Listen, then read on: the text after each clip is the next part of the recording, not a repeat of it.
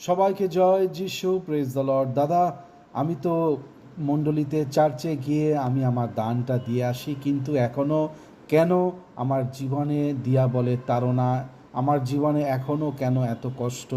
আমার জীবনে এখনও কেন অন্ধকারের শক্তি মধ্যে আমার জীবনের পেছনে পেছনে রয়েছে, আমাকে ছাড়তেই চাচ্ছে না। ব্যাপার হয়েছে, দান দিলে আমি ভাবছি দান দিয়ে দেবো, ব্যাস আমার কাজ শেষ। না,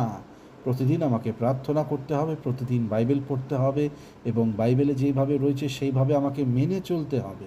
সেইভাবে ঈশ্বরকে প্রথমে রাখতে হবে, সেইভাবে ঈশ্বরের যা যা কিছু বাক্য রয়েছে সেইটা যখন আমি আমার নিজের জীবনে কার্যকারী করব, তখন আমি এই পৃথিবীর মায়া মমতা, যত রকমের নেশা ভান, যত রকমের অন্ধকারের শক্তি বা যত রকমের অন্ধকারের কাজের মধ্যে আমার জীবন একত্রিত রয়েছে, সেখান থেকে যখন সরিয়ে নিয়ে আসবো, ঈশ্বর ঠিক